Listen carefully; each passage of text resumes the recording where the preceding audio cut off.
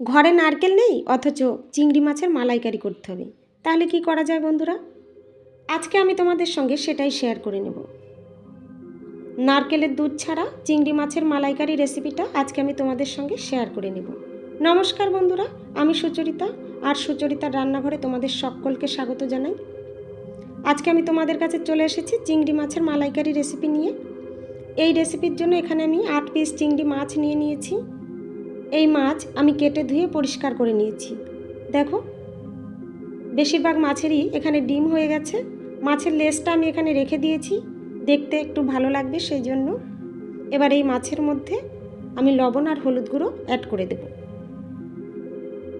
দেখো বন্ধুরা, এখানে আমি পরিমাণ মতো লবণ এই চিংড়ি মাছের মধ্যে দিয়ে দিলাম, আর দিয়ে দিলাম পরিমাণ মতো হলুদ গুঁড়ো।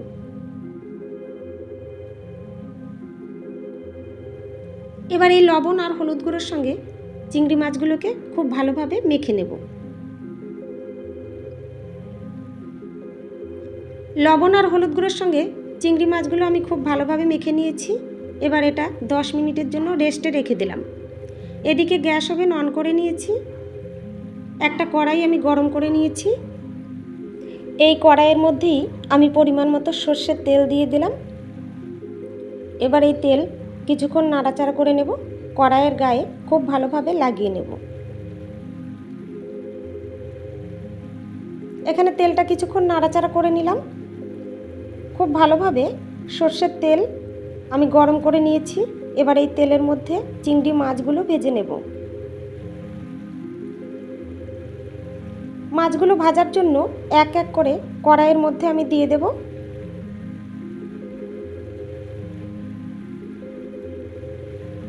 দেখো বন্ধুরা, চিংড়ি মাছগুলো ভাজার জন্য এক এক করে মাছগুলো আমি কড়াইয়ের মধ্যে দিয়ে দিয়েছি। এবার এই মাছের একটা সাইড আমি ভেজে নেব। মাছের এক সাইড আমি 1 মিনিটের মতো ভেজে নেব। এখানে আমি চিংড়ি মাছটা খুব কড়া করে ভাজবো না, হালকা ভেজে নেব। মাছের একটা সাইড ভাজা হয়ে গেছে। এবার এই মাছগুলোকে আমি উল্টে দেব।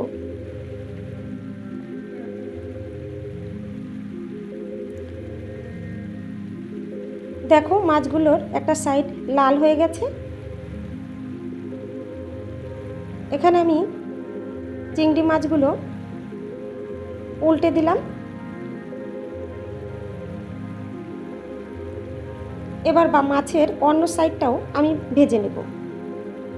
মাছের অন্য সাইডটাও আমি আরও 1 মিনিটের মতো ভেজে নেব। মোট 2 মিনিটের মতো মাছগুলো আমি এখানে ভেজে নেব।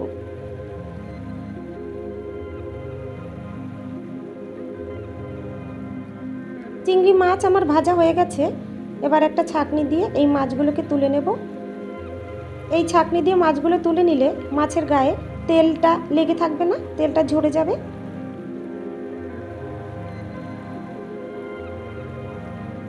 এখানে আমি সবগুলো চিংড়ি মাছ নামিয়ে নিলাম। এখানে চিংড়ি মাছ ভাজার জন্য তেলটা কতটা ফেনা হয়ে গেছে দেখো বন্ধুরা। এই তেলের মধ্যেই আমি দিয়ে দিলাম 2টো এলাচ, 2টো লবঙ্গ আর 2 টুকরো দারচিনি।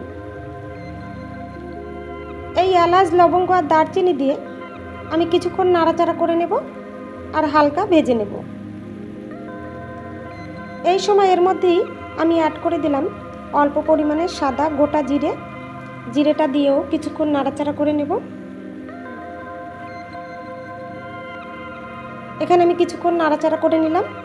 এবার এই সব কিছু এখানে আমি একটু ভেজে নেব। দেখো, কিছুক্ষণ ভেজে নিয়েছি। এবার এর মধ্যেই অ্যাড করে দিলাম একটা মিডিয়াম সাইজের পেঁয়াজ বাটা। এই পেঁয়াজটা আমি শিলে বেটে নিয়েছি আর সেটাই এর মধ্যে অ্যাড করে দিয়েছি। পেঁয়াজ বাটা দিয়ে কিছুক্ষণ নাড়াচাড়া করে নেব আর কিছু সময় ভেজে নেব।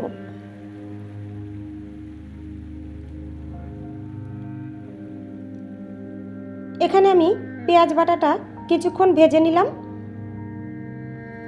এবার এর মধ্যেই আমি দিয়ে দেব বাটা মশলাগুলো।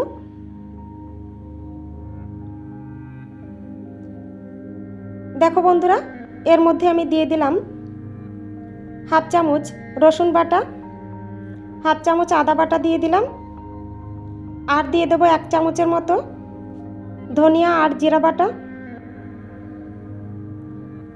আর দিয়ে দিলাম 7-8টা পাকা লঙ্কা বাটা।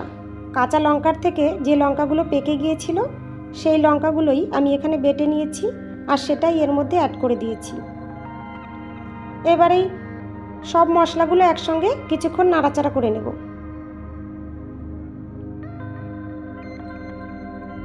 এখানে আমি সব মশলাগুলো একসঙ্গে 1 মিনিটের মতো কষিয়ে নিলাম।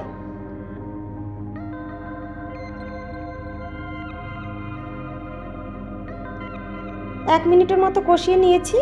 এবার এর মধ্যে দেখো অ্যাড করে দিলাম 1/2 চামচ কাশ্মীরি লাল লঙ্কার গুঁড়ো। একটা সুন্দর কালারের জন্য আমি এই কাশ্মীরি লাল লঙ্কার গুঁড়ো অ্যাড করে দিলাম। আর দিয়ে দিলাম 1/2 চামচের থেকে একটু কম হলুদ গুঁড়ো। এই লঙ্কার গুঁড়ো আর হলুদ গুঁড়ো দিয়েও কিছুক্ষণ আমি নাড়াচাড়া করে নেব, মশলার সঙ্গে ভালোভাবে মিশিয়ে নেব। এই সময় এর মধ্যে আমি স্বাদ মতো লবণ দিয়ে দেব। দিয়ে দিয়েছি স্বাদ মতো লবণ। এবার লবণ দিয়েও কিছুক্ষণ নাড়াচাড়া করে নেব। এই সময় এর মধ্যে দিয়ে দিলাম একটা মিডিয়াম সাইজের টমেটো বাটা। এই টমেটোটাও আমি শিলে বেটে নিয়েছি আর সেটাই এর মধ্যে অ্যাড করে দিলাম। টমেটো দিয়েও কিছুক্ষণ নাড়াচাড়া করে নেব। টমেটো বাটাটা দিয়ে এখানে আমি কিছুক্ষণ নাড়াচাড়া করে নিলাম আর 1 মিনিটের মতো আমি মশলাটা এখানে কষিয়ে নিলাম।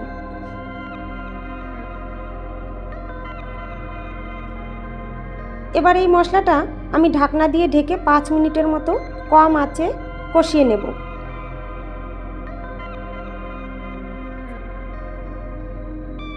মশলা কষানোর জন্য আমি ঢাকনা দিয়ে ঢেকে দিলাম।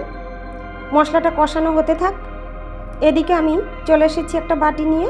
এই বাটির মধ্যেই আমি উষ্ণ গরম জল দিয়ে দিয়েছি।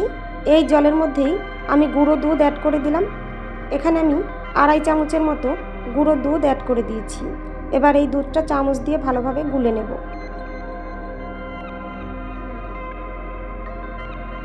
চামচ দিয়ে ভালোভাবে দুধটা আমি গুলে নিলাম। এর মধ্যে আমি পরিমাণ মতো জল অ্যাড করে দেব। এই রান্নার জন্য যতটা জলের প্রয়োজন সেই জলটা আমি এই দুধের মধ্যেই অ্যাড করে দিলাম আর কিছুক্ষণ মিশিয়ে নিলাম। আবারও চলে এসেছি কড়াইয়ের কাছে, ঢাকনা তুলে নিলাম। 5 মিনিট হয়ে গেছে। কিছুক্ষণ নাড়াচাড়া করে নিলাম। দেখো বন্ধুরা, মশলার থেকে তেল ছেড়ে দিয়েছে। মশলাটা আমার কষানো হয়ে গেছে।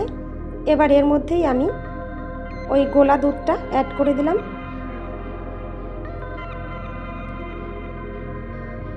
গুলে রাখা দুধটা আমি অ্যাড করে দিয়েছি।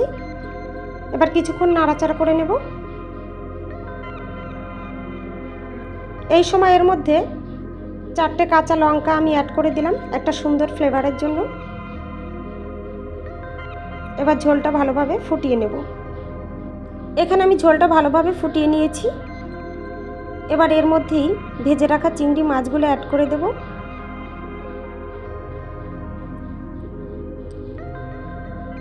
এখানে আমি সবগুলো চিংড়ি মাছ অ্যাড করে দিলাম। এবার কিছুক্ষণ নাড়াচাড়া করে নেব।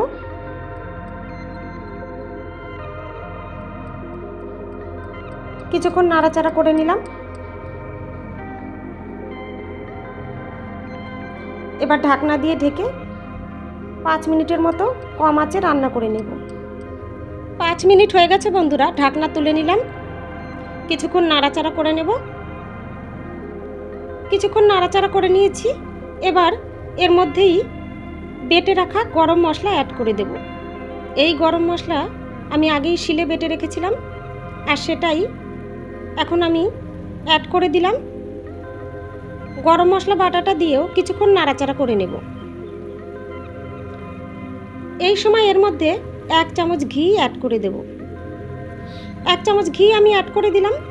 ঘি দিয়েও কিছুক্ষণ নাড়াচাড়া করে নেব। কিছুক্ষণ নাড়াচাড়া করে নিলাম। এবার 2 মিনিটের মতো ঢাকনা দিয়ে ঢেকে রান্না করে নিয়ে আবার ঢাকনা আমি তুলে নেব।